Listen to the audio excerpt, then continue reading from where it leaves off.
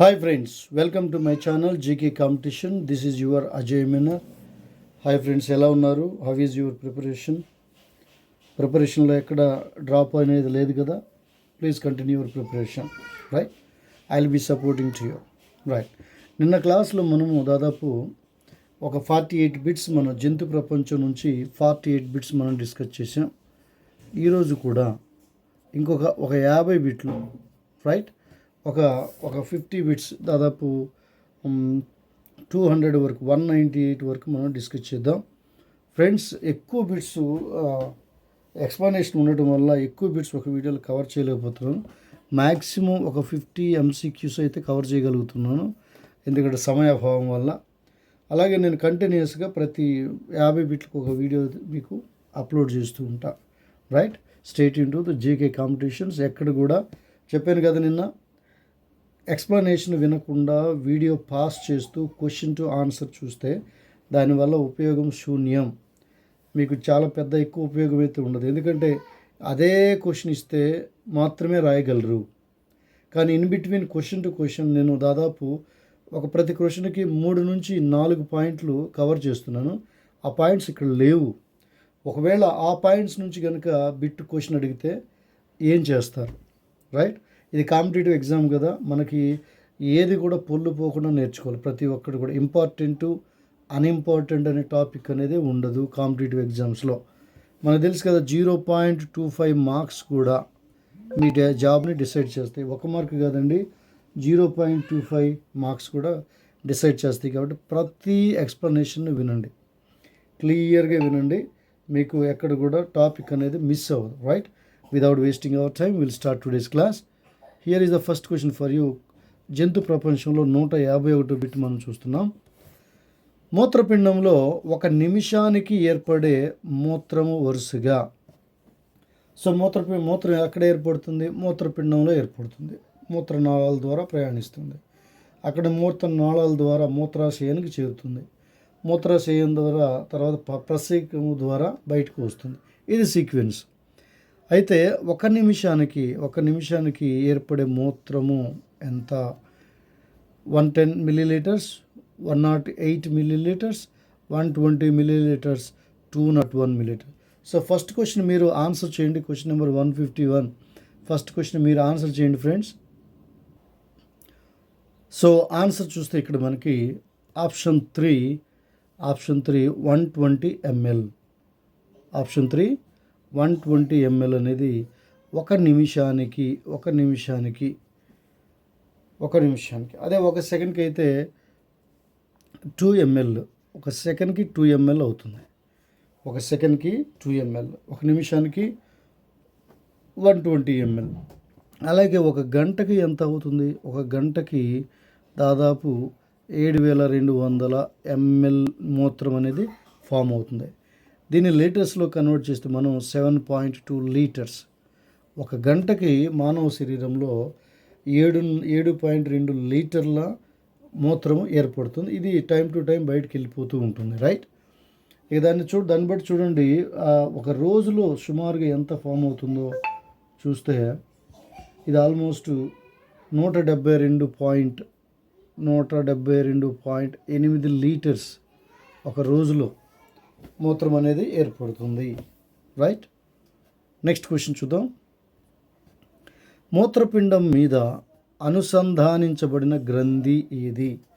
మూత్రపిండం మీద అనుసంధానించబడిన గ్రంథి ఏది, రైట్? 1 అధోవృక్క గ్రంథి, 2 అధివృక్క గ్రంథి, 3 వినాళ గ్రంథి, 4 థైమస్ గ్రంథి. సో ద కరెక్ట్ ఆన్సర్ చూడండి. ఇక్కడ మూత్రపిండం మీద ఉన్న గ్రంథి మీద ఉన్న అన్నాడు కదా. మీద అంటే అధో అంటే క్రింద, కాబట్టి ఇది కాదు. మీద కాదు, ఇది రాంగ్. వినాళ గ్రంథి ఇది కాదు. థైమస్ గ్రంథి కంప్లీట్గా డిఫరెంట్, అది మూత్రపిండానికి సంబంధం లేదు. ఇక మనకి పోతే అధివృక్క గ్రంథి అనేది కరెక్ట్ ఆన్సర్. అధి మీన్స్ అబోవ్, మీద అని ఇచ్చాడు కదా, అధివృక్క గ్రంథి. దీన్ని ఇంగ్లీష్లో మనం ఎడ్రినల్ గ్లాండ్ అంటాం. Adrenal gland.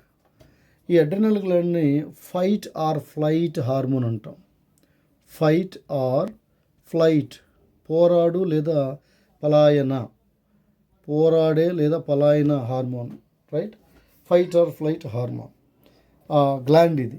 ఈ గ్లాండ్ అడ్రినల్ గ్లాండ్ అనేది అడ్రినలిన్ హార్మోన్ని ఇది రిలీజ్ చేస్తుంది. ఈ అడ్రినలిన్ హార్మోన్ని మనం ఫైట్ ఆర్ ఫ్లైట్ హార్మోన్ లేదా పోరాడు లేదా పలాయనం చిత్తగించు అని కదా. మనం బాగా ధైర్యంగా ఉన్న సమయంలో మన శరీరంలో ఉత్పత్తి అయ్యే హార్మోన్ ఏంటంటే అడ్రినలిన్ హార్మోన్. సేమ్ టైము మనల్ని భయంలో నెట్టేది కూడా ఈ అడ్రినలిన్ హార్మోనే. ఈ అడ్రినలిన్ హార్మోను మూత్రపిండం మీద ఉంటుంది, రైట్? నెక్స్ట్ క్వశ్చన్, మూత్రాన్ని వడపోసే మూత్రపిండ నిర్మాణము. మూత్రాన్ని వడపోసే మూత్రపిండ నిర్మాణము ఏంటి? 1 మూత్రకోశము, 2 ప్రసేకము, 1 మూత్రనాళిక, 2 మూత్రకోశము, 3 ప్రసేకము, 4 సిక్యము, రైట్? మూత్రాన్ని వడపోసేది చూడండి, వడపోసేది. ఇప్పుడు వీటిలో నుంచి కొన్ని ఎలిమినేట్ చేద్దాం తెలిసినవి. 1 మూత్రకోశం మనకు తెలుసు. మూత్రకోశం అంటే మూత్రము నిల్వ చేసే భాగము. మూత్రకోశం అంటే మూత్రం నిల్వ చేసే భాగం, నిల్వకు. కాబట్టి ఇది కాదు. సిక్యం అంటే ఇది వంపు లాంటి నిర్మాణం, హెన్లీ లూప్ అంటాం. ఇది కూడా కాదు. తర్వాత ప్రసేకం అంటే ఇది యూరిన్ బ్లాడర్కి, మూత్రాశయానికి చివరిగా ఉన్న పైపు లాంటి నిర్మాణము. ఇది కూడా కాదు. ఇక ఆన్సర్ ఏంటంటే మూత్రనాళిక. నెఫ్రాన్ అంటున్నాం. దీనిలో వడపోసే గ్లోమెరులస్ కదా, ఇవన్నీ వడపోత అనేది ఇక్కడ జరుగుతుంది మూత్రపిండాలు. సో మూత్రనాళికలో వడపోత జరుగుతుంది, రైట్? ఇక్కడ మూత్రాన్ని వడపోసే మూత్రపిండ నిర్మాణం మూత్రనాళిక అన్నాం. దీనిని ఇంగ్లీష్లో మనం నెఫ్రాన్ అంటున్నాం. Nephron is the fundamental, functional and structural unit of kidney. Kidney యొక్క మూత్రపిండం యొక్క క్రియాత్మక, నిర్మాణాత్మక ప్రమాణం నెఫ్రాన్ అంటున్నాం. ఈ నెఫ్రాన్లో పర్టికులర్గా గ్లోమెరులస్ అని ఉంటుంది, ఒక మెష్ లాగా, వలలాగా గ్లోమెరులస్ అనే నిర్మాణం ఉంటుంది. పర్టికులర్గా ఇక్కడ ఫిల్టరేషన్ జరుగుతుంది. ఎక్కడ జరిగే ఫిల్టరేషన్ ఎలా ఉంటుందంటే మైక్రో ఫిల్టరేషన్ అంటున్నాం. ఈ మైక్రో ఫిల్టరేషన్ మనం తెలుగులో ఏం చెప్తున్నాం అంటే, తెలుగులో సూక్ష్మ గాలనము అని పిలుస్తున్నాం. Ultra filtration, this is called సూక్ష్మగాలనం జరుగుతుంది. ఇంకేమైందంటే ఇది హై బ్లడ్ ప్రెషర్, ఆ ప్రెషర్ ఎక్కువగా ఈ యూరిన్ని నెట్టడం ద్వారా, గ్లోమెరులస్ ద్వారా నెట్టడం ద్వారా అవి ఎక్కువగా సపరేట్ అయిపోతాయి. తర్వాత వేస్ట్ ప్రొడక్ట్స్ ఏదైతే ఉందో బ్లడ్ నుంచి వేస్ట్ ప్రొడక్ట్ బౌమెన్స్ క్యాప్సూల్ ద్వారా, తర్వాత అలాగే ప్రోటీన్స్, ఇవన్నీ కూడా అమినో యాసిడ్స్, ఫ్యాట్స్, గ్లూకోజ్, ఇంకా some vitamins, minerals, excess water కూడా రీఅబ్జార్ప్షన్ జరుగుతుంది. మరి ఇక్కడ వేస్ట్ ఏదైతే ఉందో, వేస్ట్ ఎక్స్క్రీటరీ ప్రొడక్ట్, ఏదైతే విసర్జక పదార్థం ఏమైందో అది విసర్జించబడుతుంది. అయితే ఎంత నీటిని కిడ్నీలు మళ్ళీ పునఃశోషణం చేసుకుంటాయనేది దేని మీద ఆధారపడి ఉంటుందంటే, ద అమౌంట్ ఆఫ్ వేస్ట్ ఎంత వేస్ట్ బయటికి పంపించాలనే దాని మీద, అలాగే ఎంత వాటర్ క్వాంటిటీ బ్లడ్లో ఆల్రెడీ ఉంది. వాటర్ క్వాంటిటీ కనుక ఎక్కువ ఉంటే బ్లడ్లో వాటరు, ఎక్స్ట్రా ఉన్న వాటర్ మొత్తం కూడా ఎక్స్క్రీట్ అయిపోతుంది. ఒకవేళ బ్లడ్లో ఆల్రెడీ వాటర్ తక్కువ కనుక ఉంటే కావలసిన వాటర్ని తిరిగి పునఃశోషణం జరుగుతుంది. ఇది ఎక్కడ జరుగుతుంది పునఃశోషణం? PCT అంటాం, ప్రాక్సిమల్ కన్వాల్యూటెడ్ ట్యూబ్యూల్, సంవళిత నాళికలో రీఅబ్జార్ప్షన్ జరుగుతుంది. కానీ వడపోత ఎక్కడ జరుగుతుందంటే మూత్రనాళికలో. వడపోత మూత్రనాళికలో జరుగుతుంది. రీఅబ్జార్ప్షన్ అయితే ట్యూబ్యూల్, PCT, సంవళిత నాళికలో రీఅబ్జార్ప్షన్ అనేది జరుగుతుంది, రైట్? నెక్స్ట్ క్వశ్చన్ చూద్దాం. Question number 154. Question number 154. వ్యాపన పద్ధతిలో వ్యర్థ పదార్థాలను విసర్జించే జీవి. వ్యాపన పద్ధతిలో వ్యర్థ పదార్థాలను విసర్జించే జీవి ఏంటి? జలగ, వానపాము, తేలు, అమీబా, జలగ. రైట్. వీటిల్లో ఒక్కొక్క జీవి ఆ వ్యర్థ పదార్థాలను ఎలా విసర్జిస్తుందో మనం చూద్దాం. రైట్. మనం ఒక్కొక్కటి చూద్దాం. ఇప్పుడు ఈ వానపాములో వ్యర్థ పదార్థాలను విసర్జించడానికి ప్రత్యేకమైన నిర్మాణాలు ఉన్నాయి. వాటిని నెఫ్రీడియా అంటాం. అలాగే తేలు, స్కార్పియన్ తీసుకుంటే దానిలో విసర్జక పదార్థాలు మాల్ఫీజియన్ నాళికల ద్వారా అలాగే కోక్సల్ గ్లాండ్స్ ద్వారా విసర్జించబడుతుంది. మరి అమీబాలో విసర్జన అయితే ఇది వ్యాపన పద్ధతి. ఎందుకంటే దీనికి ప్రత్యేకమైన విసర్జకాంగాలు లేవు కాబట్టి వ్యాపన పద్ధతి ద్వారా అమోనియా అలాగే కార్బన్ డైఆక్సైడ్ను ప్లాస్మా త్వచం ద్వారా డైరెక్ట్గా బయటకు విసర్జిస్తుంది. మరి జలగలో అయితే ఎలా అంటే జలగలో కూడా నెఫ్రీడియా 17 పెయిర్స్ నెఫ్రీడియా ద్వారా ఇవి విసర్జన జరుగుతుంది. రైట్. సో నా చూడండి, వానపాములో గుర్తుపెట్టుకోండి 4 కవర్ అవుతున్నాయి. వానపాములో అలాగే జలగలో కూడా రెండిట్లో కూడా నెఫ్రీడియాల ద్వారా, తేలులో మాల్ఫీజియన్ నాళిక లేదా కోక్సల్ గ్లాండ్స్, అమీబాలో మాత్రం ఈ అమీబా ఇక్కడ ఇచ్చిన వాటిలో అమీబా మాత్రమే ఏకకణ జీవి, మిగిలిన 3 కూడా బహుకణ జీవులు. రైట్. వీటికి ప్రత్యేకమైన నిర్మాణాలు ఉన్నాయి, దీనికి మాత్రం ఎలాంటి సపరేట్ నిర్మాణం లేదు. రైట్. మన ఆన్సర్ ఏంటంటే, ఈ క్వశ్చన్కి ఆన్సర్ ఏంటంటే వ్యాపన పద్ధతిలో వ్యర్థ పదార్థాలని విసర్జించే జీవి అమీబా. Right. This is the right answer. Next question. Malpighian నాళికలు కలిగిన జీవి ఏది? మాల్ఫీజియన్ నాళికలు కలిగిన జీవి ఇంకేమున్నాయి ఇక్కడ? వానపాము కూడా ఉంది. మాల్ఫీజియన్ నాళికలు కలిగిన జీవి. రైట్. ఇప్పుడు చెప్పుకున్నాం. బొద్దింక ఆన్సర్ ఉంది, అలాగే వానపాము ఆప్షన్ ఉంది, కప్ప ఉంది, పక్షి. ఇక్కడ డైరెక్ట్గా మనం చూడవచ్చు, పక్షి, కప్ప వీటిలో డైరెక్ట్గా విసర్జక అవయవాలు ఉన్నాయి కాబట్టి యూరిక్ యాసిడ్ అవుతుంది. ఈ రెండింటిని డైరెక్ట్గా మనం చేయొచ్చు. ఆ వానపాము ఇప్పుడే చూసాం, వానపాములో నెఫ్రీడియాల ద్వారా జరుగుతుందని. నెఫ్రీడియా. ఇక మిగిలింది ఏంటంటే బొద్దింక. ఈ బొద్దింకలో మాల్ఫీజియన్ నాళికల ద్వారా.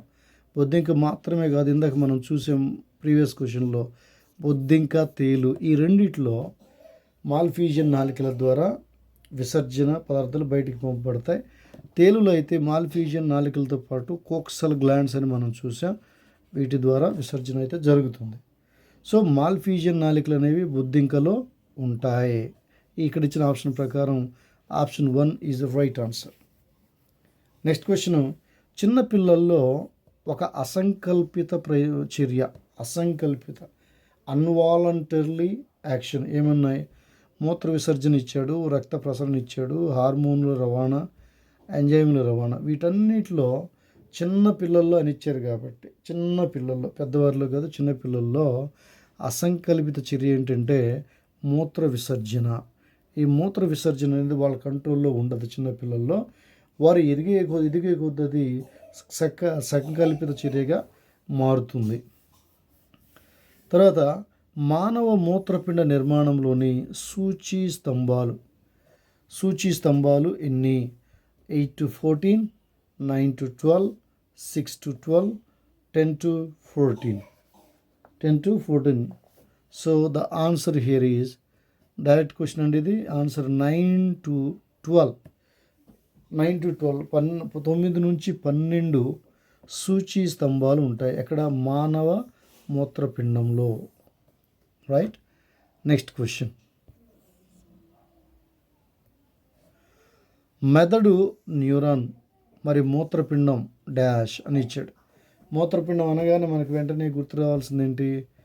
ఇక్కడ ఎలక్ట్రాను అనేది కాదు కదా, సైనాప్స్ అనేది ఏమో ఇది నాడీ కణానికి సంబంధించింది, నాడీ సంధి అంటాం. సో 1, 3, 2 డైరెక్ట్గా ఎలిమినేట్ చేయొచ్చు. ఇప్పుడు ఈ నెఫ్రాను, హెన్లీ సిక్కిం ఇవి 2 కూడా మూత్రపిండానికి సంబంధించినవి. రైట్. ఇప్పుడు చూడండి, న్యూరాన్ అనేది ఇది నిర్మాణాత్మక క్రియాత్మక ప్రమాణం. దేనిలో? నర్వస్ సిస్టంలో, నాడీ వ్యవస్థలో నిర్మాణాత్మక క్రియాత్మక ప్రమాణం న్యూరాన్ అయితే, మరి విసర్జక వ్యవస్థ మూత్రపిండంలో నిర్మాణాత్మక క్రియాత్మక ప్రమాణం ఏమై ఉంటుంది? అది ఖచ్చితంగా నెఫ్రాన్ అయి ఉంటుంది, నెఫ్రానే అవుతుంది. సో మూత్రపిండం నెఫ్రాన్, మెదడు న్యూరాన్. ఈ ఎలక్ట్రాన్ అనేది ఇది ఆటంలో ఉండే కదా ఫండమెంటల్ పార్టికల్. సైనాప్స్ అనేది ఏంటంటే నాడీ సంధి, రెండు నాడీల కణాల మధ్య ఉండే గ్యాప్ని నాడీ సంధి అంటాం. హెన్లీ సిక్కిం అనేది నెఫ్రాన్లో ఒక భాగం. ఇక్కడ ఫిల్టరేషన్, సూక్ష్మగాలనం అనేది జరుగుతుంది. రైట్. నెక్స్ట్ క్వశ్చన్ నెంబర్ 159 చూద్దాం. ఏకకణ జీవుల్లో గుర్తుపెట్టుకోండి, విచ్చిత్తి ద్వారా ఏర్పడే పిల్ల జీవులు ఈ లక్షణాన్ని కలిగి ఉంటాయి. ఏ లక్షణాన్ని కలిగి ఉంటాయి? ఇక్కడ సింపుల్గా చెప్పేయచ్చు. ఇవన్నీ ఏకకణ జీవుల్లో జరిగే ప్రత్యుత్పత్తి ఏంటి అసలు? ఇది ద్విధా విచ్చిత్తి లేదా బైనరీ ఫ్యూజన్ అంటాం. ఇది అలైంగిక ప్రత్యుత్పత్తికి ఉదాహరణ. సో అలైంగిక ప్రత్యుత్పత్తిలో ఏర్పడిన పిల్ల జీవులన్నీ కూడా 100% తల్లిదండ్రులను పోలి ఉంటాయి. ఎందుకంటే వీటిలో ఏ విధమైన వైవిధ్యాలు అనేవి ఉండవు. మరి వైవిధ్యాలు ఎప్పుడు ఉంటాయి? లైంగిక ప్రత్యుత్పత్తిలో డిఎన్ఏ పార్టిసిపేట్ జరుగుతుంది కాబట్టి డిఎన్ఏ కాపీయింగ్ జరిగేటప్పుడు చిన్న చిన్న వేరియేషన్స్ వస్తాయి. ఆ వేరియేషన్స్ని మనం వైవిధ్యాలు అంటున్నాం. ఈ వైవిధ్యాలు ఎందుకంటే ప్రకృతిలో, వాతావరణంలో కలిగే మార్పులను తట్టుకొని జీవనాన్ని కొనసాగించడానికి, తన జీవితాన్ని కొనసాగించడానికి ఈ వైవిధ్యాలు అనేవి అవసరం. అవి ఎక్కువగా లైంగిక ప్రత్యుత్పత్తిలో డిఎన్ఏ పార్టిసిపేట్ చేస్తుంది కాబట్టి డిఎన్ఏ కాపీ జరిగేటప్పుడు చిన్న చిన్న చేంజెస్ వస్తాయి ఆ స్ట్రక్చర్లో, అప్పుడు వైవిధ్యాలు కలుగుతాయి. కానీ అలైంగిక ప్రత్యుత్పత్తులు ఏమవుతుందంటే ఇలాంటి డిఎన్ఏ ఇన్వాల్వ్మెంట్ ఉండదు కాబట్టి అక్కడ వేరియేషన్స్ ఉండటానికి ఛాన్సెస్ ఆల్మోస్ట్ నిల్ చెప్పాలి. అందుకే పుట్టిన పిల్ల జీవులు 100% తల్లిదండ్రులను పోలి ఉంటాయి. ఎక్కడ? ఏకకణ జీవులు అలైంగిక ప్రత్యుత్పత్తి ద్వారా మాత్రమే ఇవి ప్రత్యుత్పత్తిని కొనసాగిస్తాయి. రైట్.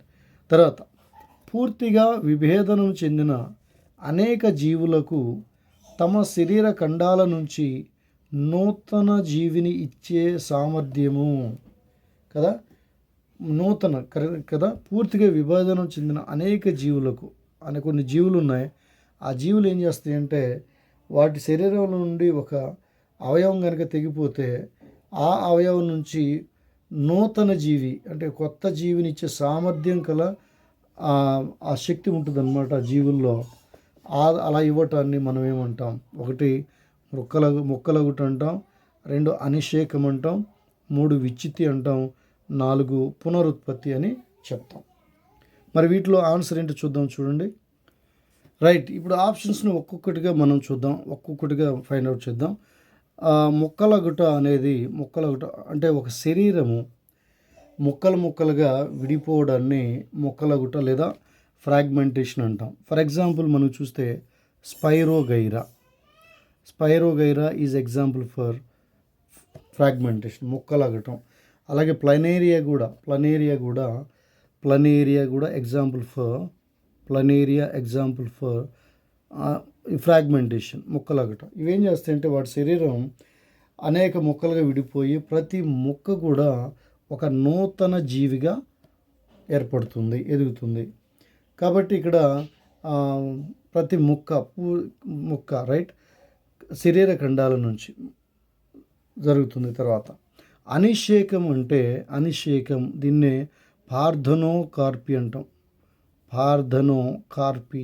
పార్థనోకార్పీ అంటే అనిషేకం అంటే ఇవి ఫలదీకరణం అనేది జరగకుండా, అంటే మేల్ ఫీమేల్ కదా ఫర్టిలైజేషన్ జరగకుండా వితౌట్ ఫర్టిలైజేషన్ జనరేషన్ రావడం అన్నమాట. ఫలదీకరణంతో సంబంధం లేకుండా కాయలు కానివ్వండి లేదా జీవులు కానీ ఉత్పత్తి అయితే దాన్ని అనిషేకము పార్థనోకార్పి అంటారు. అనిషేక ఫలనాలని ఫర్ ఎగ్జాంపుల్ బనానా, దీనికి ఎగ్జాంపుల్ ఏం చెప్పుకోవచ్చు, అరటికాయలు ఎలాంటి ఫలదీకరణం లేకుండా, అలాగే పైనాపిల్ కూడా ఎలాంటి ఫలదీకరణం లేకుండా మనం పండించవచ్చు. కొన్ని ఆరెంజెస్, కొన్ని రకాలైన నావెల్ ఆరెంజ్లు అని అంటాము. అలాగే వాటర్ మిలాన్స్ కానివ్వండి, ద్రాక్ష, అలాగే దోస, అలాగే అంజీరా, ఫిగ్ నట్స్ అంటాం, ఇవన్నీ కూడా అత్తిపండ్లు, ఇవన్నీ కూడా అనిషేకం అంటే ఎలాంటి ఫలదీకరణం లేకుండా కాసే ఫలాలు ఇవి. వీటికి ఎలాంటి ఇత్తనాలతో పని లేదు, అనిషేక ఫలనం. అది ఎగ్జాంపుల్. తర్వాత విచ్చితి అంటే ఒక జీవి రెండుగా చీలడం, రెండుగా విభజించబడటాన్ని యూగ్లినా ఎగ్జాంపుల్. ఇది విచ్చితి అంటాం. అలాగే పునరుత్పత్తి అంటే శరీర ఖండాల నుంచి ఒక నూతన జీవి, శరీర భాగాల నుంచి ఒక నూతన జీవి కనుక ఉద్భవిస్తే దానిని పునరుత్పత్తి, రీజనరేషన్ అంటాం. ఆ పునరుత్పత్తి జరిగే జీవుల్లో ఒక ప్రత్యేకమైన రీజనరేషన్ పవర్ కలిగిన సెల్స్ ఉంటాయి.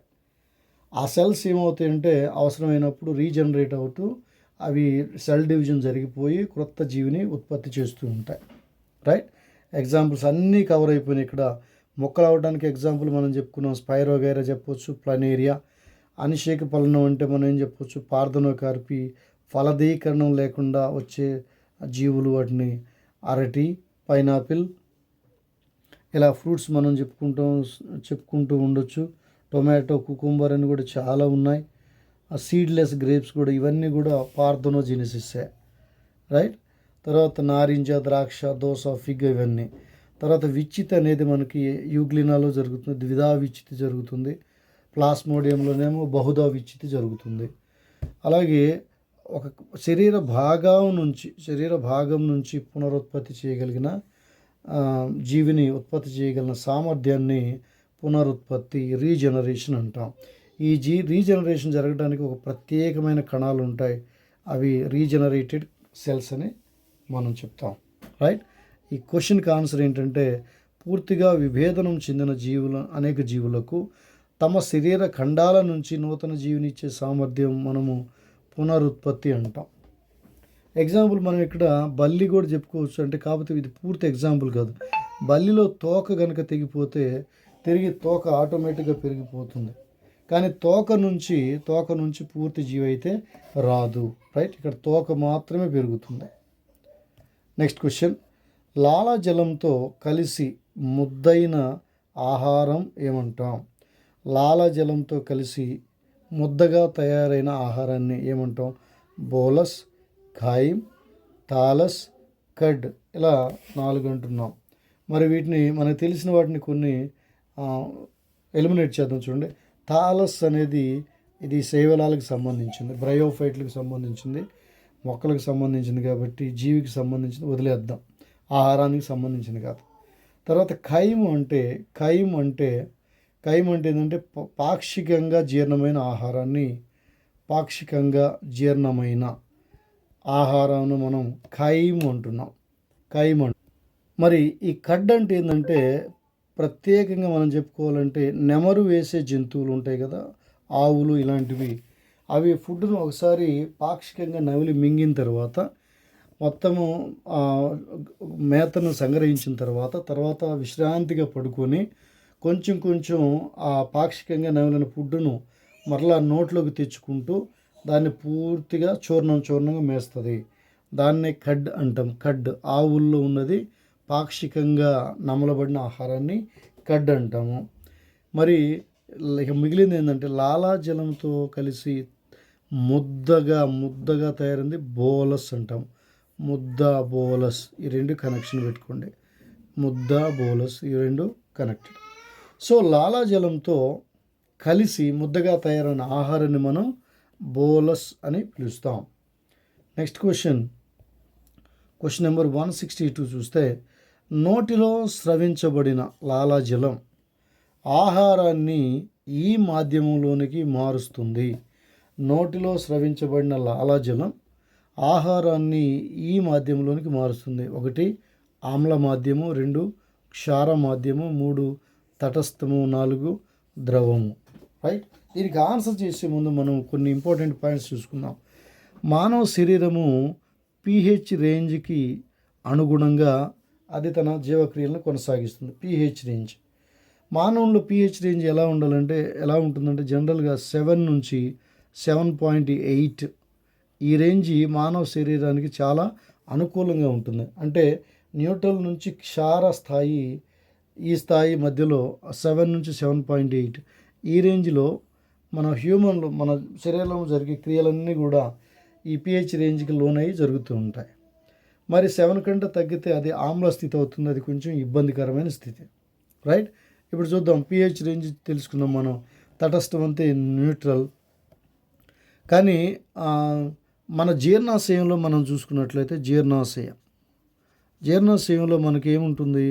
హైడ్రోక్లోరిక్ యాసిడ్ అనే ద్రవం ఉంటుంది. దీని pH ఆల్మోస్ట్ 1.2 1.3 ఉంటుంది. Highly concentrated acid. ఎందుకంటే ఇది ఆహారంలో ఉన్న మైక్రో ఆర్గానిజమ్స్ని చంపడానికి అలాగే ఆహారాన్ని జీర్ణం చేయడానికి ఇది చాలా ఉపయోగపడుతుంది. సరే, మనం తీసుకునే ఆహారంలో ఎక్కువగా ఉండేది ఏంటంటే యాసిడ్సే ఎక్కువ ఉంటాయి. ఫ్రూట్స్ తీసుకున్నా, వెజిటేబుల్స్ తీసుకున్నా, ఏవి తీసుకున్నా కానీ ఎక్కువగా ఎసిడిక్ కంటెంట్ ఉంటుంది. కానీ మన బాడీ ఎక్కడ కంఫర్ట్గా ఉంటుందంటే కొంచెం స్లైట్లీ బేసిక్. అంటే ఫర్ ఎగ్జాంపుల్ మన రక్తం తీసుకున్నట్లయితే రక్తము దీని pH 7.4 ఉంటుంది. అంటే రక్తం కూడా ఉప్పగా ఉంటుంది. మనం చూసినట్లయితే కొంచెం ఉప్పగా ఉంటుంది. యూరిన్ కూడా అలాగే ఉంటాయి. కాబట్టి మన క్షార స్థితిలో శరీరము కొంచెం కంఫర్ట్గా ఉంటుంది. కాబట్టి మనం తీసుకునే ఆహారము ఎక్కువ ఎసిడిక్గా ఉంటుంది. కాబట్టి అది క్షార స్థితికి మార్చబడాలి. క్షార స్థితికి మార్చబడితే లోపల ఉన్న ఆర్గాన్స్ డ్యామేజ్ అవ్వకుండా ఉంటాయి. రైట్. కానీ స్టమక్లో మాత్రం హైడ్రోక్లోరిక్ యాసిడ్ ఉంటుంది. అది మాత్రం దేనికంటే డైజెస్టివ్ పర్పస్. ఆ తర్వాత ఇంకా ఎక్కడ కూడా హైడ్రోక్లోరిక్ యాసిడ్ కంటెంట్ మనం ఎక్కువగా చూడం. వేరే డైజెస్టివ్ జ్యూసెస్ని మనం చూస్తూ ఉంటాం. మరి ఇప్పుడు ఈ డిస్కషన్ బట్టి ఆన్సర్ చెప్పండి. మనకు ఆన్సర్ ఏంటంటే నోటిలో స్రవించబడిన లాలాజలం ఆహారాన్ని క్షార మాధ్యమంలోనికి మారుస్తుంది. అప్పుడు మాత్రమే డైజెషన్ ప్రాసెస్ చాలా ఇబ్బంది లేకుండా కంఫర్ట్గా జరుగుతుంది. లేకపోతే లోపల బర్నింగ్ సెన్సేషన్స్ అని, అల్సర్స్ అని ఈ యొక్క స్థితి మనకు లోపల ఉంటుంది. రైట్. తర్వాత జీర్ణనాళంలోని ప్రత్యేక నాడీ వ్యవస్థ ఉంటుంది. దానిని ఏమంటాము? 1వ మెదడు వెన్నుపాము, 2వ మెదడు, 3 మెదడు. వీటిలో డైరెక్ట్ క్వశ్చన్ అండి. ఇది డైరెక్ట్ క్వశ్చను. జీర్ణనాళంలోని ప్రత్యేకమైన నాడీ వ్యవస్థను మనం ఏమంటామంటే 2వ మెదడు అని పిలుస్తాం. నెక్స్ట్ క్వశ్చన్ చూద్దాం. Question number 164. కోపం, బాధ, ఆనందం వంటి భావావేశాలను నియంత్రించేది. కోపం, బాధ, ఆనందం వంటి భావావేశాలను నియంత్రించేది ఏది? రైట్. ఇప్పుడు ఇక్కడ 4 ఆప్షన్లు ఇచ్చారు. ద్వారగూర్ధము, మస్తిష్కము, అనుమస్తిష్కము, మజ్జాముఖం అని ఇచ్చారు. వీటిలో కోపం, బాధ, ఆనందం వంటి భావావేశాలను నియంత్రించేది ఏంటో మనం చూద్దాం. రైట్. ఇక్కడ చూస్తే మనం కోపం, బాధ, ఆనందం వంటి ఇమోషన్కి సంబంధించిన విషయాలు మనం కోపం, బాధ, ఆనందం ఇమోషన్కి సంబంధించిన భావావేశాలను నియంత్రించేది మనకి మస్తిష్కం. ఏంటది? మస్తిష్కం. దీనిని ఇంగ్లీష్లో సెరిబ్రమ్ అంటారు. ఇది పెద్ద మెదడు అని కూడా అంటారు. దీనిని పెద్ద మెదడు. ఇది ముందు భాగంలో ఉండే మెదడు, పెద్ద మెదడు. ఇది మెదడులో అతి పెద్ద భాగం. ఇది ఏం చేస్తుందంటే ఆలోచన అనే విషయం. మస్తిష్కం అనేది ఆలోచించడానికి ఆలోచన, తర్వాత నేర్చుకోవడం, లెర్నింగ్ ప్రాసెస్, నేర్చుకోవడం. జాగ్రత్తగా నోట్ చేసుకోండి ఈ పాయింట్స్. నేర్చుకోవటం, భాష, లాంగ్వేజ్ స్కిల్స్ని నేర్చుకోవడానికి, అలాగే భావోద్వేగాలు ఇప్పుడే చెప్పుకున్నాం కదా, ఎమోషన్స్, భావోద్వేగాలు, కోపం, బాధ, ఆనందం వంటివి భావోద్వేగాలు. అలాగే మళ్ళీ వాలంటరీ కదలికలు, వీటినే స్వచ్ఛంద కదలికలు అంటాం. వీటన్నిటిని చూసుకునేది ఎవరంటే మస్తిష్కం. దీన్ని సెరిబ్రమ్ అంటాం, పెద్ద మెదడు అని కూడా పిలుస్తాం. తర్వాత ఇంకోటి అనుమస్తిష్కం ఉంది చూడండి. అనుమస్తిష్కం ఏం చేస్తుందంటే, ఈ అనుమస్తిష్కం మెదడు వెనక భాగంలో ఉంటుంది. దీనిని చిన్న మెదడు అంటాం. అనుమస్తిష్కము లేదా సెరిబెల్లం ఇంగ్లీష్లో ఇక్కడ రాస్తాం చూడండి. మళ్ళీ ఒకసారి, అనుమస్తిష్కాన్ని ఇంగ్లీష్లో సెరిబెల్లం అంటారు. దీనినే చిన్న మెదడు అంటారు. మరి దీని యొక్క ఏం చేస్తుంది, ఇది ఎలా ఉపయోగపడుతుందంటే శరీర కదలికలు. అనుమస్తిష్కం అనేది శరీర కదలికలు. తర్వాత సమన్వయం చేయటమును, కోఆర్డినేషన్, అలాగే సమతుల్యత, బ్యాలెన్స్, సమతుల్యతకు వీటన్నిటిని కాపాడటం చిన్న మెదడు యొక్క లక్షణం. అందుకే వెనక మాడు మీద ఎవరు కొట్టొద్దంటారు. అక్కడ చిన్న మెదడు ఉంటుంది, చితికిపోతుందని కొన్ని డైలాగులు కూడా మనం వింటూ ఉంటాం. దాన్ని అనుమస్తిష్కము, దీన్ని ఇంగ్లీష్లో సెరిబెల్లము, చిన్న మెదడు అంటాం. ఇది ఏం చేస్తుందంటే శరీర కదలికలను నియంత్రిస్తుంది. అలాగే శరీర భాగాల మధ్య సమన్వయాన్ని చేకూరుస్తుంది. అలాగే సమతుల్యతను కూడా, బ్యాలెన్స్ అంటే నడిచే విషయంలో తూలిపడిపోకుండా. ఎక్కువగా మనం చూస్తే పక్షవాతం వచ్చిన వారు, పెరాలసిస్లో వచ్చేవారిలో ఎక్కువగా కనిపించే ఏంటంటే బ్యాలెన్స్ అనేది ఉండదు, సమతుల్యత ఉండదు. ఎందుకంటే వారి యొక్క అనుమస్తిష్కము అక్కడ దెబ్బతింది, చిన్న మెదడు దెబ్బతింది కాబట్టి అది అక్కడ జరగదు. రైట్. తర్వాత మెదడు కాండం, బ్రెయిన్ స్టెమ్ ఏం చేస్తుందంటే వెన్నుపాములు కలిసే చోట శ్వాసక్రియ, గుండె కొట్టుకోవటం, నిద్ర వంటి ప్రాథమిక జీవక్రియలను కూడా నియంత్రిస్తుంది. మరి ఇప్పుడు మజ్జాముఖము అలాగే ద్వారగోర్ధం ఏం చేస్తాయి? ఇప్పుడు ఈ మజ్జాముఖము కనుక మనం చూస్తే దీన్ని ఇంగ్లీష్లో మెడుల్లా అబ్లాంగేటా అంటాం. మరి ఇదేం చేస్తుందంటే ఎక్కువగా ఇది వెన్నుపాముకు మెదడుకు మధ్య ఉండే మెదడు కాండం, బ్రెయిన్ స్టెమ్ అంటాం. ఎక్కడ బ్రెయిన్కు అలాగే వెన్నుపాముకు మధ్య ఉంటుంది. ఇదేం చేస్తుందంటే శ్వాసక్రియను నియంత్రిస్తుంది. అలాగే హార్ట్ రేటు, హృదయ స్పందన కూడా నియంత్రిస్తుంది. అలాగే బ్లడ్ ప్రెషరు, శ్వాసక్రియ, హృదయ స్పందన, రక్తపోటు వంటి ప్రాణరక్షణకు అవసరమైన స్వయం చాలక విధులను నియంత్రిస్తుంది. అంతేకాకుండా ఇది దేన్ని నియంత్రిస్తుందంటే మింగడం, అంటే ఆహారాన్ని మింగడం, తర్వాత వాంతులు కంట్రోల్ చేయటం, దగ్గు, అలాగే తుమ్ము వంటి రిఫ్లెక్స్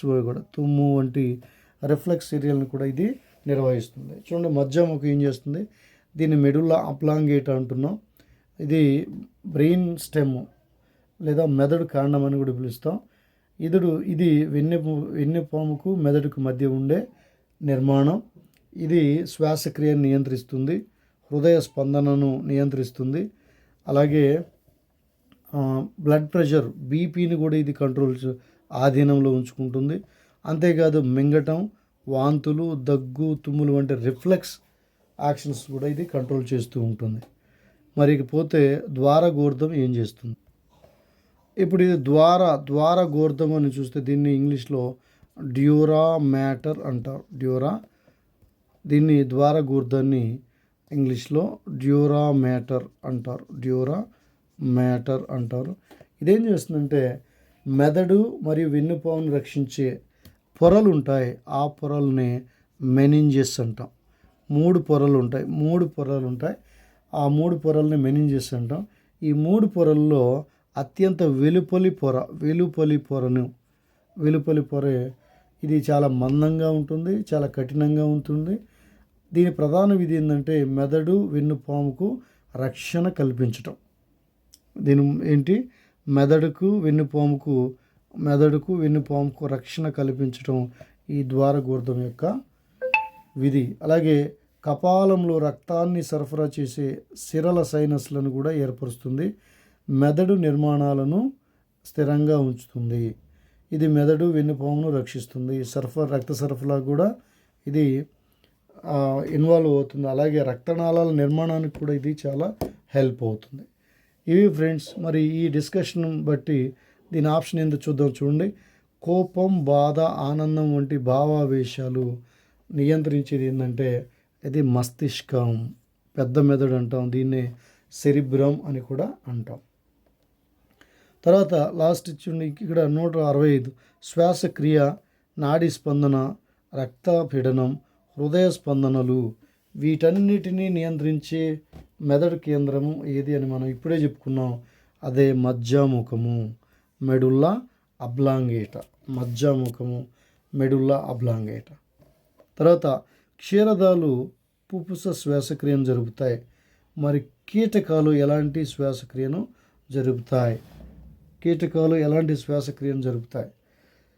చూడండి, చర్మ శ్వాసక్రియ, జల శ్వాసక్రియ, బాహ్య శ్వాసక్రియ, అలాగే వాయునాళ శ్వాసక్రియ ఉన్నాయి. వీటిలో డైరెక్ట్ ఆన్సర్ ఏంటంటే క్షీరదాలు పుపుస శ్వాసక్రియ, అంటే ఊపిరితిత్తుల ద్వారా శ్వాసక్రియ జరిపితే కీటకాలు వాయునాళాల ద్వారా శ్వాసక్రియను జరుపుతాయి. కీటకాలలో వాయునాళాలు ఉంటాయి, ఊపిరితిత్తులు ఉండవు. రైట్, నెక్స్ట్ క్వశ్చన్ చూద్దాం. క్వశ్చన్ నెంబర్ 167 చూద్దాం. క్వశ్చన్, సరైన వాక్యాన్ని గుర్తించండి అన్నారు. సరైన వాక్యం, జలచర జీవులు గాలిలోని ఆక్సిజన్ను ప్రత్యక్షంగా గ్రహించలేవు. జలచర జీవులు గాలిలోని ఆక్సిజన్ ప్రత్యక్షంగా గ్రహించలేవు. కరెక్టే.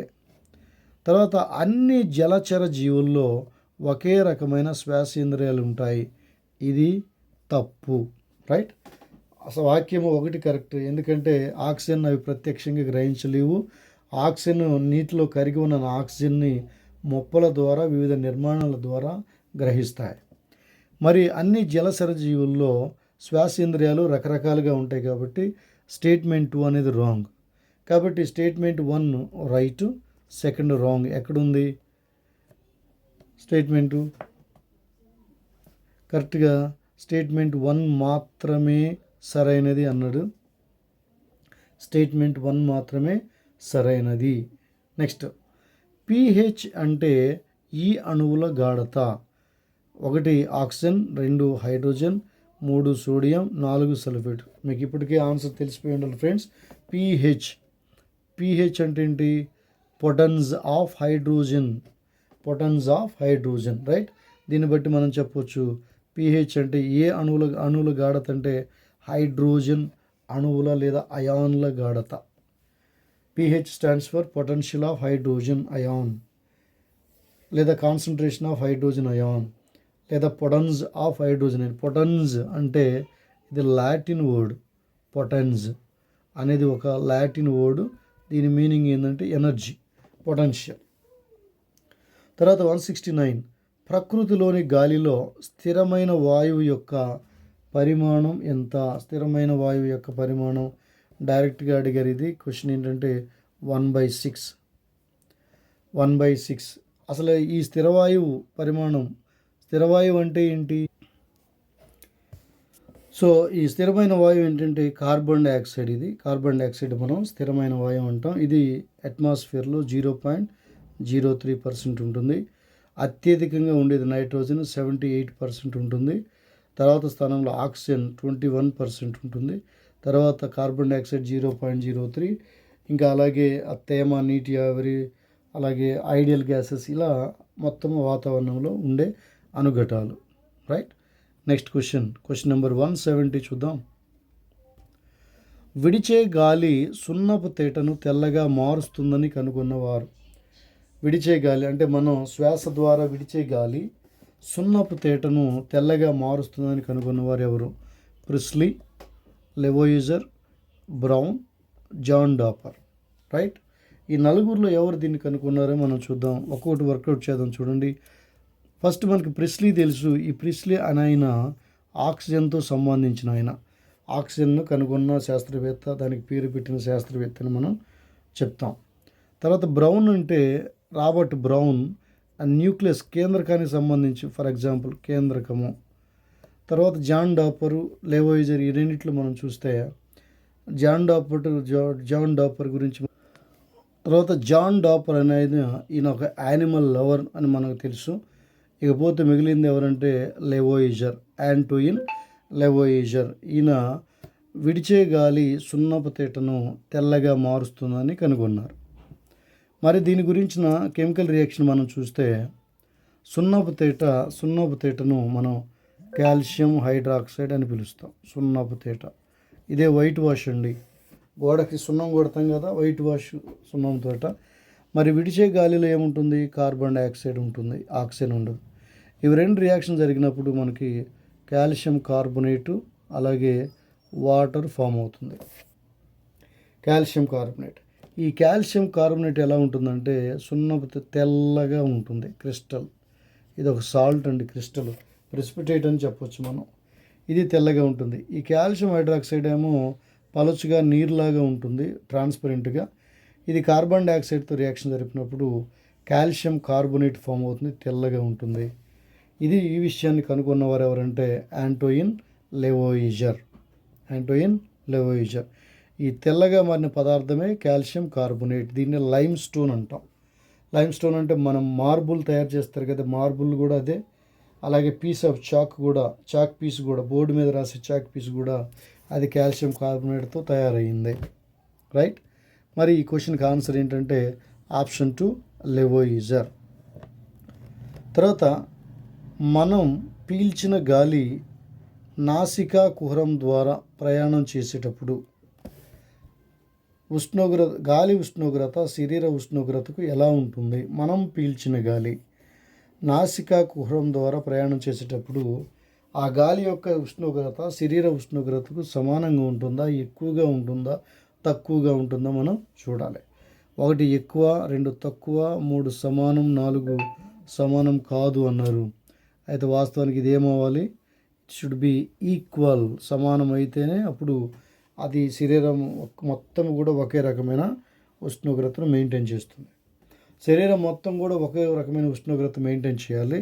అయితే ఒక ప్రదేశం తప్ప, హ్యూమన్ టెస్టిస్ ఉన్నాయి కదా, టెస్టిస్, ఈ మాత్రం శరీరానికి వెలుపల ఉండి శరీర ఉష్ణోగ్రత కంటే 2 డిగ్రీల సెల్సియస్ తక్కువ ఉష్ణోగ్రతలో ఉంటాయి. ఎందుకు తక్కువ ఉష్ణోగ్రత మెయింటైన్ చేయాలంటే ఈ తక్కువ ఉష్ణోగ్రత వద్ద అప్పుడు అవి శుక్ర కణాలు బాగా ఉత్పత్తి అవుతాయి. శుక్ర కణాలకి ఇప్పుడు కూడా అంటే శరీర ఉష్ణోగ్రత మనకు తెలుసు 36 డిగ్రీ సెల్సియస్ అప్రాక్సిమేట్లీ. అంటే ఇక్కడ ఈ టెస్టిస్కి ఎంత కావాలంటే 34 డిగ్రీ సెల్సియస్. ఒక పౌచ్ ఉంటుంది కదా, స్టమక్ మీద ఉన్న అబ్డామిన్, ఆ స్కిన్ అది ఎక్స్టెండ్ అయిపోయి ఒక పౌచ్ లాగా ఫామ్ అవుతుంది. ఆ పౌచ్ని మనం స్క్రోటం అంటాం. ఈ స్క్రోటంలో టెస్టిస్ ఉంటాయి. ఈ టెస్టిస్ ఏం చేస్తాయి అంటే స్పర్మ్ సెల్ని, శుక్రకణాలని రిలీజ్ చేస్తాయి. ఈ శుక్రకణాలు ప్రొడ్యూస్ అవ్వాలంటే ఈ టెస్టిస్లో ఉష్ణోగ్రత శరీర ఉష్ణోగ్రత కంటే 2 డిగ్రీల తక్కువగా ఉండాలి. మరి ఇప్పుడు ఈ క్వశ్చన్కి ఆన్సర్ మనం చూస్తే, క్వశ్చన్కి ఆన్సర్ ఇది గాలి ఉష్ణోగ్రత శరీర ఉష్ణోగ్రతకు సమానం అని మనం గ్రహించాలి. తర్వాత ప్రశ్న మనం చూద్దాం. ఇది ఒక తీవ్రమైన వంశపారంపర్య రక్త సంబంధ వ్యాధి. వంశపారంపర్య అంటే హెరిడిటీ అంటాం. హెరిడిటీ అంటే జనకుల తరం నుంచి లక్షణాలు తర్వాత తరానికి ప్రసరణ చేయడాన్ని హెరిడిటీ అంటాం, సంక్రమించడాన్ని. మరి ఏం సంక్రమిస్తుంది? దీనిలో ఒక రక్త సంబంధ వ్యాధి కూడా ఉంది. ఈ రక్త సంబంధ వ్యాధి తల్లిదండ్రుల్లో ఉంటే లేదా వారికి సంబంధించిన పితరుల్లో ఉంటే ఖచ్చితంగా ఆ తర్వాత తరానికి కూడా సంక్రమిస్తుంది. ఆ వ్యాధి ఏందో మనం చూద్దాం.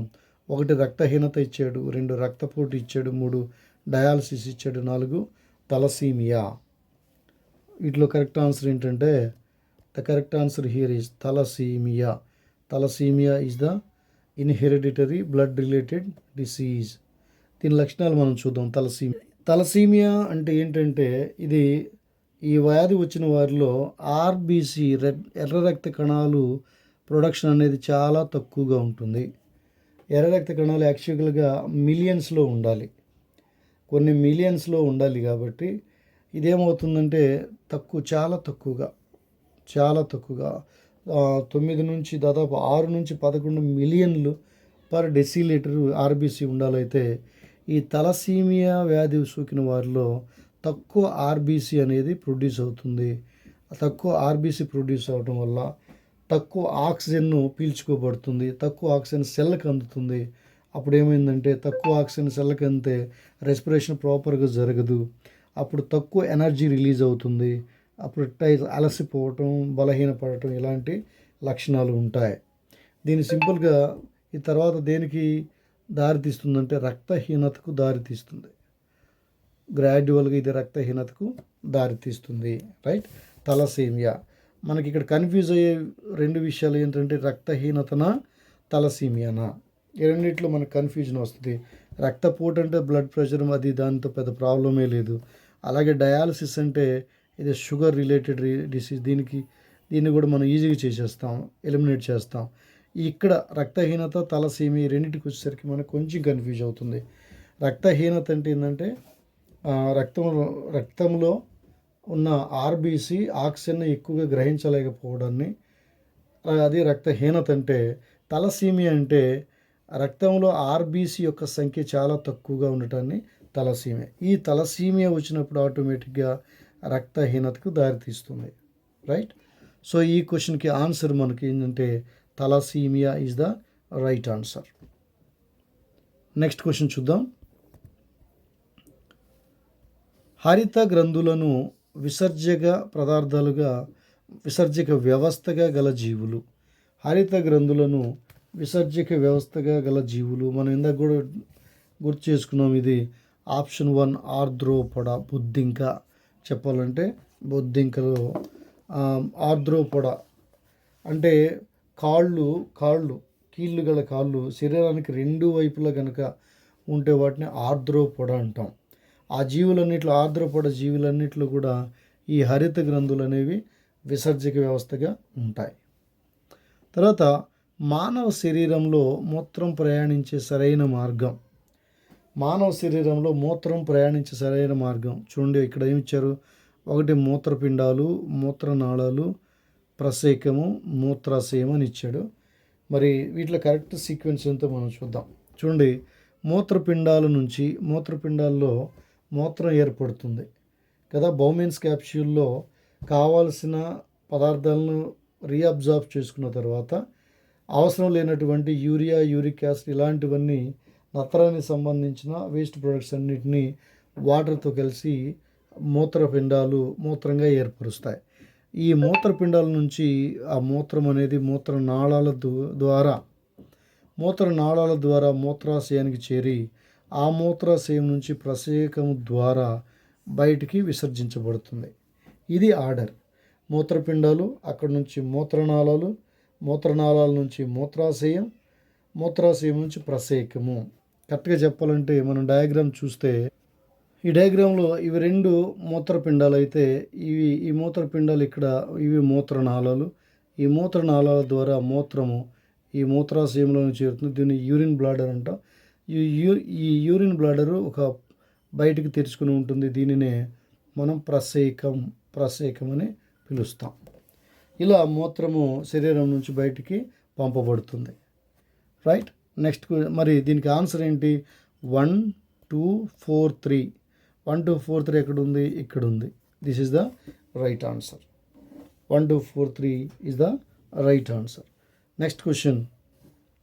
మూత్రం ఏర్పడే దశల క్రమం వరుసగా. మూత్రం ఏర్పడే దశలు క్రమం వరుసగా ఎలా? ఫస్ట్ ఏం జరుగుతుంది, ఎక్కడ స్టార్ట్ అవుతుందంటే మొట్టమొదటిగా గుచ్చగాలనం అంటే ఫిల్టరేషన్ జరగాలి. ఫస్ట్ జరగాల్సింది ఏంటంటే ఫిల్టరేషన్. ఈ ఫిల్టరేషన్నే మనం గాలనం అంటున్నాం. గుచ్చగాలనం ఎక్కడ? బౌమెన్స్ క్యాప్స్యూల్లో ఒక వలలాగా ఉండి గుచ్చంలాగా బౌమెన్స్ క్యాప్స్యూల్లో ఫస్ట్ ఆ మూత్రం అంతా కూడా వడపోయబడాలి. అవసరమైన పదార్థాలు పునఃశోషణం చేసుకోబడాలి. అవసరం లేనివి మూత్రంలాగా ఏర్పరచబడాలి. కాబట్టి ఫస్ట్ గుచ్చిగాలనం. సో మిగతావన్నీ కూడా వేరువేరుగా ఉన్నాయి కాబట్టి డైరెక్ట్గా మనం గుచ్చిగాలనంకి వెళ్ళొచ్చు. గుచ్చిగాలనం తర్వాత వర్ణాత్మక పునఃశోషణము, సెలెక్టెడ్ రీఅబ్జార్ప్షన్ అని జరగాలి. సెలెక్టెడ్ రీఅబ్జార్ప్షన్ కావాల్సినన్ని పునఃశోషణం జరగాలి. తర్వాత నాళిక ద్వారా ఆ మూత్రము యూరిన్ బ్లాడర్లోకి, యూరిన్ బ్లాడర్తో నుంచి ప్రసేకం ద్వారా శరీరం బయటకి మూత్రము పంపించబడాలి. రైట్. మరి ఇప్పుడు ఆన్సర్ మనం చూస్తే answer second is the right option. గుచ్చెగాలనం జరగాలి అంటే ఫిల్టరేషన్, గ్లోమెరులస్ ఫిల్టరేషన్ జరగాలి. తర్వాత సెలెక్టివ్ రీఅబ్జార్ప్షన్ జరగాలి. వర్ణాత్మక పునఃశోషణం అంటే కావలసిన శరీరానికి అవసరమైన పదార్థాలు మరలా వెనక్కి పీల్చుకోబడతాయి. తర్వాత నాళిక ద్వారా, మూత్రనాళాల ద్వారా ఈ యూరిన్ అనేది బయటికి వెళ్ళిపోతుంది. సో ఇది right answer. Next question number 176. మధుమేహానికి సంబంధించి గ్రంథి ఏంటి అని ఇచ్చాడు. ఇక్కడ ఏమేమి ఇచ్చారు? థైరాయిడ్ గ్లాండ్ ఇచ్చారు, క్లోమం ఇచ్చారు, అధివృక్క గ్రంథి, పీయూష గ్రంథి ఇవన్నీ ఇచ్చారు. వీటన్నిటిని మనం ఎన్నోసార్లు విన్నాం ఫ్రెండ్స్. అయినా ఒకసారి మనం ఒక్కొక్కటి చూద్దాం. ఆటోమేటిక్గా ఆన్సర్ మనం తీసుకోవచ్చు. థైరాయిడ్ గ్లాండ్ ఇదేం చేస్తుందంటే, థైరాయిడ్ గ్లాండ్ అనేది మనకి గొంతు భాగంలో ఉంటుంది. ఇది ఏం చేస్తుందంటే థైరాక్సిన్ అనే హార్మోన్ని రిలీజ్ చేస్తుంది. ఈ థైరాక్సిన్ హార్మోన్ ఏం చేస్తుందంటే శరీర ఉష్ణోగ్రతను క్రమపరుస్తుంది. అంతేకాకుండా అన్ని జీవక్రియలను నియంత్రిస్తుంది. ఇంకా సెకండరీ సెక్షువల్ క్యారెక్టరిస్టిక్స్ని డెవలప్ చేస్తుంది. ఇది థైరాయిడ్ గ్లాండ్ అయోడిన్ మీద డిపెండ్ అయి ఉంటుంది. అయోడిన్ లోపం వల్ల థైరాయిడ్ గ్లాండ్ వాస్తుంది. దీన్ని హైపోథైరాయిడిజం లేదా హైపోథైరాయిడిజం అంటాం, గాయటరీ డిసీజ్ అంటాం. తర్వాత క్లోమం ఇదేం చేస్తుందంటే ఇది 2 హార్మోన్స్ని రిలీజ్ చేస్తుంది. ఒకటి ఇన్సులిన్ అనే హార్మోను, రెండవది గ్లూకాగాన్ అనే హార్మోన్ని రిలీజ్ చేస్తుంది. Glucagon right. మరి ఈ ఇన్సులిన్ ఏం చేస్తుందంటే రక్తంలో, మధుమేహం అంటే ఏంటి? చక్కెర వ్యాధి అని మనం చెప్పుకుంటాం. చక్కెర వ్యాధి. ఈ మధుమేహం ఎప్పుడు వస్తుందంటే, చక్కెర వ్యాధి అంటే రక్తంలో ఉండవలసిన దానికంటే పరిమాణం కంటే ఎక్కువ చక్కెర అంటే గ్లూకోజ్ నిలవ ఉన్నట్లయితే that condition is called diabetes అంటాం. చక్కెర వ్యాధి లేదా మధుమేహ వ్యాధి అంటాం. ఇప్పుడు ఏమవుతుందంటే ఈ క్లోమం అనేది ఇన్సులిన్ని రిలీజ్ చేసి ఎక్స్ట్రా ఉన్న చక్కెరను నియంత్రిస్తుంది. అంటే నార్మల్ స్టేజ్కి తీసుకువస్తుంది. నార్మల్ స్టేజ్ ఎంత? బ్లడ్లో దాదాపు 120 mg/dL ఉంటుంది. ప్రతి డెసిలీటర్లో 120 mg గ్లూకోజ్ ఉండాలి. ఇది సాధారణ రేంజ్. కానీ 120 కంటే ఎక్కువ ఉన్నట్లయితే అప్పుడేమవుతుందంటే క్లోమము ఇన్సులిన్ని రిలీజ్ చేస్తుంది. ఈ ఇన్సులిన్ ఏం చేస్తుందంటే ఎక్కువగా ఉన్న బ్లడ్ షుగర్ లెవెల్ని 120కి తీసుకొస్తుంది. దీన్ని హైపర్ గ్లైసీమియా అంటాం. ఒక్కోసారి ఏమవుతుందంటే బ్లడ్ గ్లూకోజ్ లెవెల్ 120 కంటే పడిపోతుంది. అంటే 80 నుంచి 120 ఉండాలి. 80 ఏమో లోవర్ రేంజ్, హయ్యర్ రేంజ్ ఏమో 120. ఈ 80 కంటే తక్కువ కనుక పడిపోతే అది చాలా డేంజర్, కోమాలోకి వెళ్ళే ప్రమాదం కూడా ఉంది.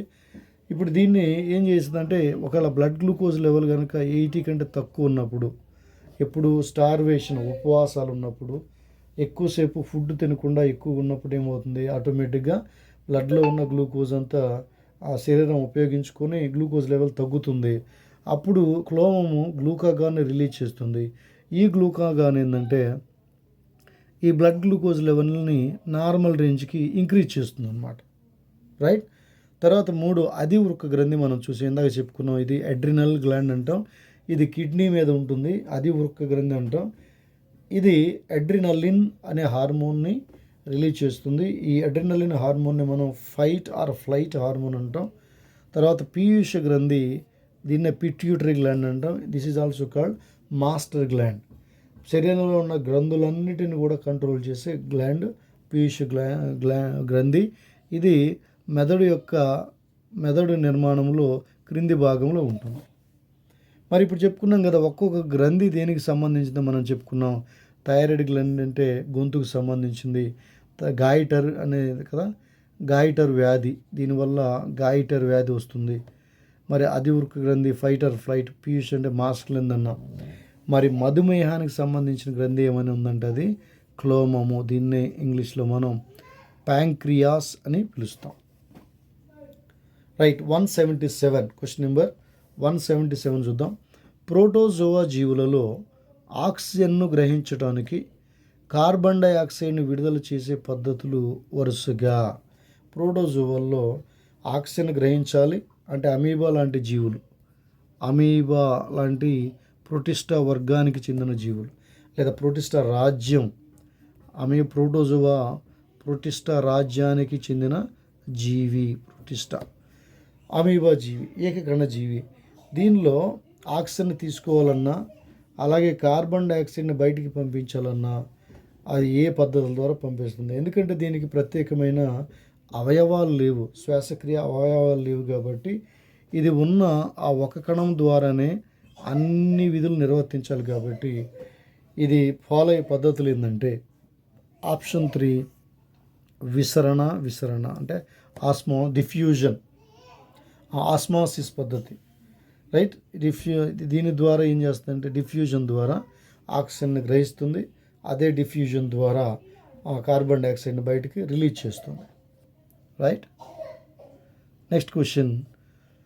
వానపాముల్లో శ్వాసేంద్రియము ఏది? వానపాముల్లో శ్వాసేంద్రియము మనకు బాగా తెలుసు. వానపాము ప్రత్యేకమైన శ్వాసావయవాలు లేవు, అది తన చర్మం ద్వారానే అది శ్వాసిస్తుంది.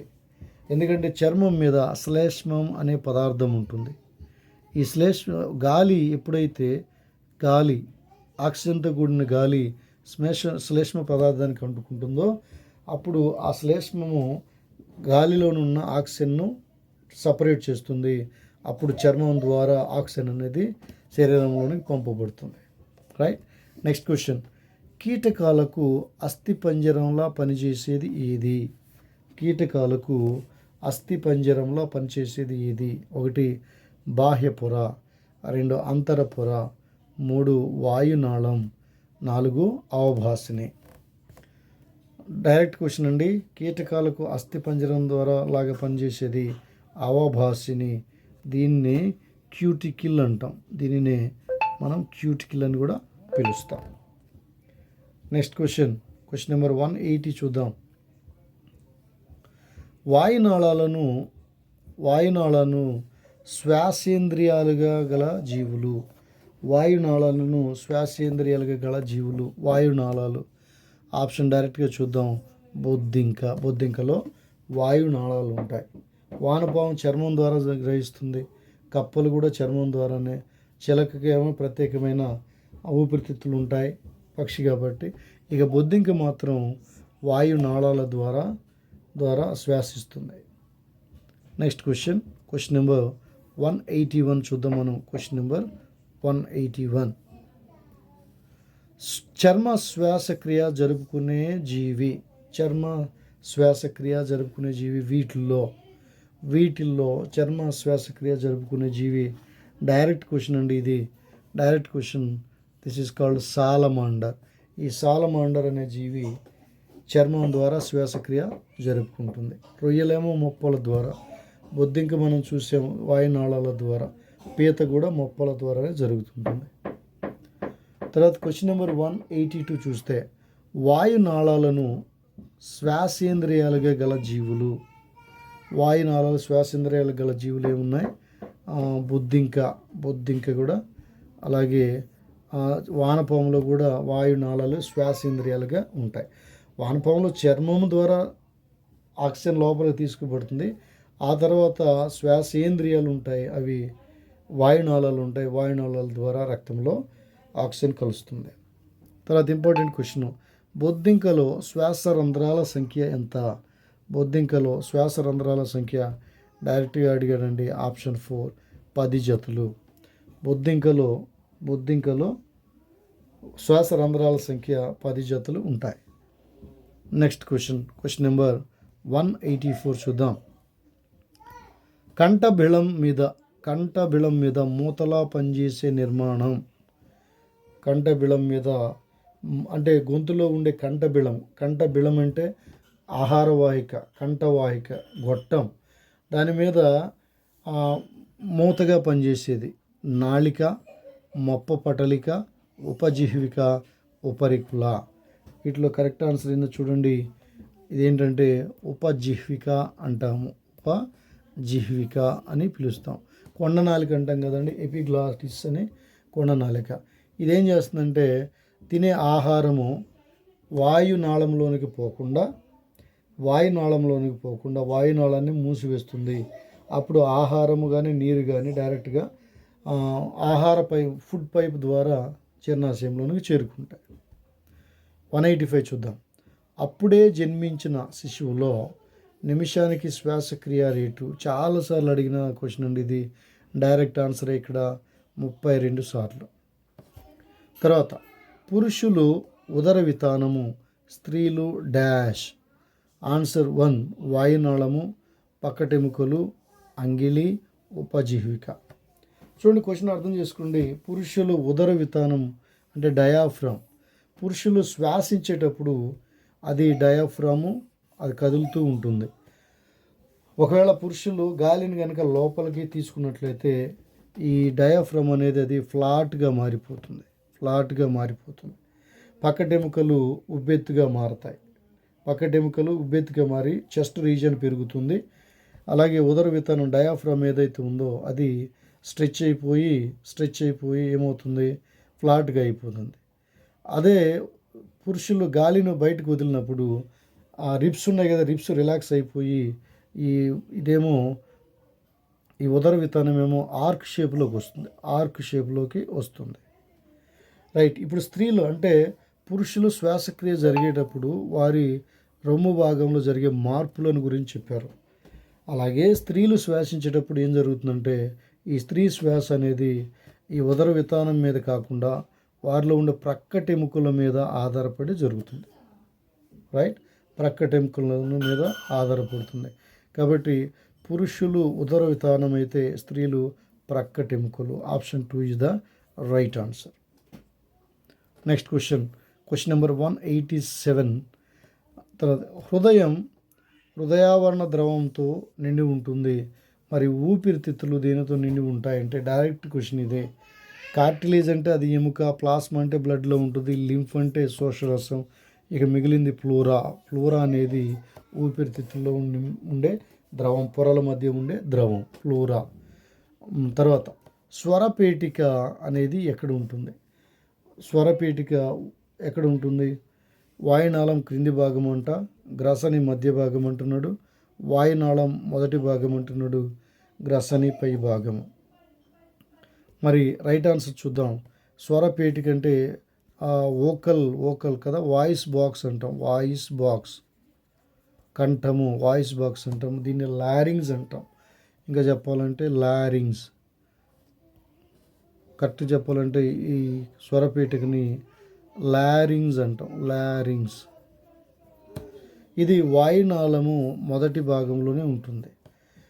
ఈ లారింగ్స్ తర్వాత నుంచి లేదా స్వరపేటిక తర్వాత నుంచి వాయునాళం అనేది ఉంటుంది. నెక్స్ట్ క్వశ్చన్ చూద్దాం. Question number 189. రైట్. అమీబాలో శ్వాసక్రియ విధానం ఎలా జరుగుతుంది? చూడండి, బాష్పీభవనం అన్నారు, ఆస్మాసిస్ అన్నారు, విసరణం అన్నారు, అలాగే ఉచ్ఛ్వాసము, నిశ్వాసం అన్నారు.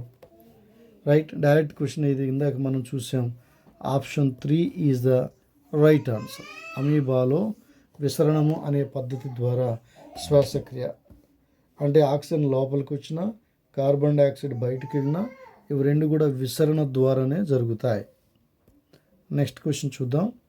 Question number 190. ఉపరికుల గల జీవులు అస్థి చేపలు, కప్పలు, బొద్దింకలు, మృదులాస్థి చేపలు. ఉపరికుల అనే భాగం ఏ జీవిలో ఉంటుందంటే అస్థి చేపలలో ఉంటుంది. తర్వాత మానవునిలో వాయునాళానికి ఆధారాన్నిచ్చే మృదులాస్థి ఈ మృదులాస్థిని ఉంగరాల ఆకారం ఏముంటుంది? మృదులాస్థి ఇది దేంతో మృదులాస్థి అంటే మెత్తని ఎముక. ఇది కార్టిలేజ్ ఏర్పడి ఉంటాయి మృదులాస్థి. మరి ఈ మృదులాస్థి అనేది ఉంగరాలు స్ట్రక్చర్స్గా ఏర్పడి ఉంటుంది మృదులాస్థితో. ఈ మృదులాస్థి యొక్క ఆకారం అని ఇచ్చాడు. డైరెక్ట్గా మనం చెప్పవచ్చు ఆకారం ఏంటంటే సి ఆకారంలో ఉంటాయి. వాయునాళానికి ఆధారం ఇచ్చే మృదులాస్థి ఉంగరాల ఆకారము సి ఆకారం ఉంటుంది. తర్వాత ఫలదీకరణం జరిపే జంతువులు పక్షి చేప, సరీసృపం కప్ప, క్షీరదం కప్ప, సరీసృపం క్షీరదం. ఇవి మొత్తం వీటిని ఒక్కొక్కటి మనం ఎలిమినేట్ చేసుకుంటూ వద్దాం. చూడండి, అంతర ఫలదీకరణం అంటే ఇంటర్నల్ ఫెర్టిలైజేషన్, శరీరం లోపల ఫలదీకరణం జరిగేది. పక్షి ఫలదీకరణం శరీరం లోపల జరుగుతుంది, కానీ చేప నీటిలో జరుగుతుంది, అంటే శరీరం బయట జరుగుతుంది. కాబట్టి ఇది ఎలిమినేట్ చేసేద్దాం. అంటే రెండు కూడా అంతర్ ఫలదీకరణం చూపాలి. ఇచ్చిన ఆప్షన్స్లో రెండు జీవులు కూడా అంతర్ ఫలదీకరణం చూపాలి. మరి సరీసృపం ఎక్కడ జరుగుతుందంటే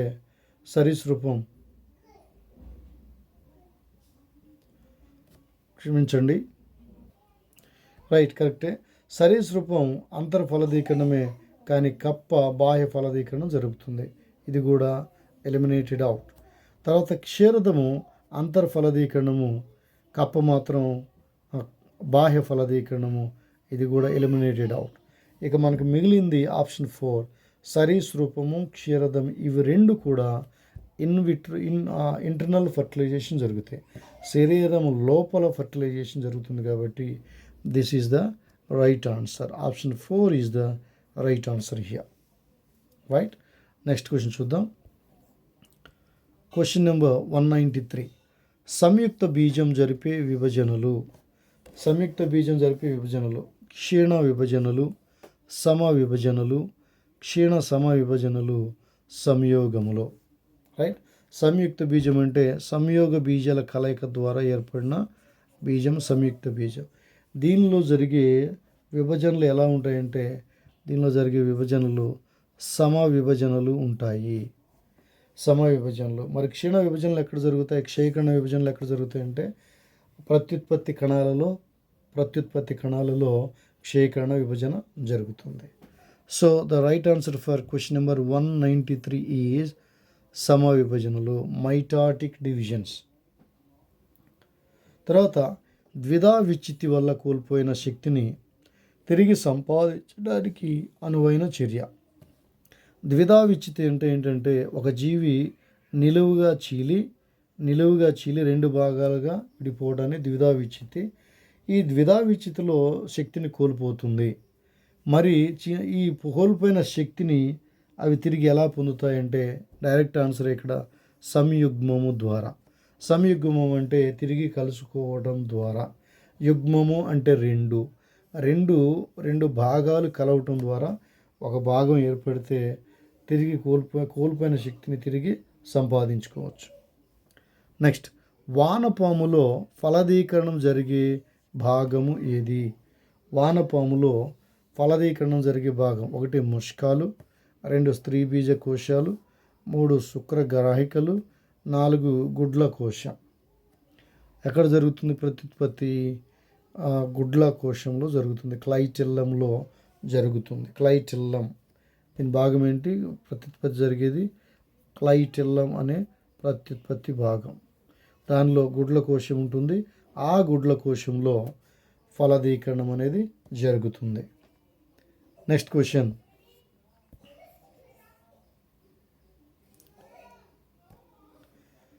కప్ప స్పాన్లో ఉండేవి డైరెక్ట్గా మనం చూడవచ్చు. కప్ప